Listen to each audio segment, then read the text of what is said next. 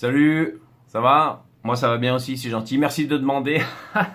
Bon alors, on est aujourd'hui le 12 janvier 2019. Bon voilà, au moins vous le saurez, vous aurez un repère temporel.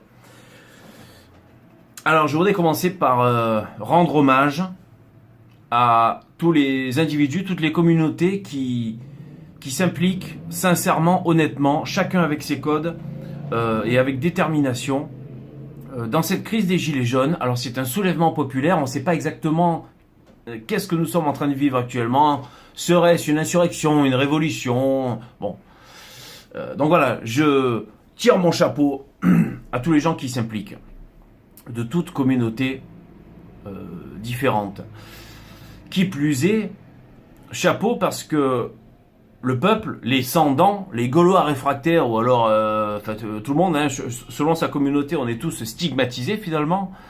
On se heurte à un mur médiatique et à la communication étatique qui tente d'influencer l'opinion publique. Donc chapeau bas, je me sens épaulé à distance par différentes communautés, différents individus qui sont motivés et ça fait plaisir. Ceci étant dit, je rentre dans le vif du sujet. Alors vous savez, j'ai une vidéo que j'ai partagée, qui a été pas mal partagée et likée. Il y a plus de 5000 likes. C'est le gitan qui pousse son coup de gueule. Vous l'avez vu. Bon. Concernant la crise des Gilets jaunes, concernant Détinger, le boxeur, qui fait partie de la communauté des gens du voyage. Bon, tout ça. D'accord ? Alors, il faut savoir, je vous lis l'information qui est parue sur républicainlorrain.fr.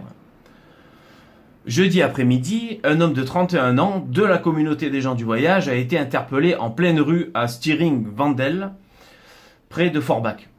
Il lui est reproché la publication d'une vidéo le 9 janvier sur Facebook. Dans ce message vidéo, cette personne appelle à l'insurrection. Note Jean-Luc Jegg, le procureur de la République de Sarreguemines. L'homme doit donc répondre de provocation au crime et au délit via communication au public par voie électronique. Donc, si jamais l'info est correcte et tout ça, il s'agirait du gitan qui a poussé son coup de gueule dans la vidéo. Excusez-moi, je tousse un peu. Alors, je m'inquiète, bien sûr, de ce qui se passe actuellement dans notre pays. Je m'inquiète pour notre vivre ensemble et la diversité qui constitue le peuple français. C'est une valeur primordiale de la République, je suis sérieux. Et donc, comment dire ? On ne peut pas demander à un gitan qui pousse un coup de gueule d'avoir le même champ lexical qu'un député qui te parle d'une situation de crise. On ne peut pas attendre de même d'une retraitée blanche de souche qui pousse un coup de gueule.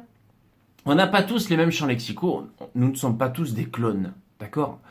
Et ce que je veux dire par là, c'est que, évidemment, l'appel à la haine, l'insurrection, tout ça, il y a des lois et nous sommes dans un état de loi, c'est très important, il faut le respecter. Nous sommes un continent, un pays civilisé et la civilisation, ce sont des limites, des normes. Ici tu passes, ici tu passes pas. Entièrement d'accord. Mais enfin, je veux dire, le vivre ensemble, vous nous cassez assez les couilles avec cette histoire de vivre ensemble. Vous l'avez voulu, le voilà. Il y a des gens qui appartiennent à la communauté des gens du voyage, qui ont une culture bien à eux, qui sont fiers d'appartenir à cette culture, qui communiquent à leur façon. Voilà, donc ils n'ont pas fait l'ENA, c'est pas forcément des députés. Pareil pour les jeunes de cité, ils ont leurs repères, leur code et leur façon de communiquer, et pareil pour les Français de souche, les Gaulois, pareil pour les députés qui ont fait l'ENA, tout ça. Ce que je veux dire par là, c'est que au sein de cette crise qui est explosive, on ne sait pas exactement jusqu'où ça va aller, on cherche à en sortir vers le haut, d'accord ? Et donc, moi comment dire ?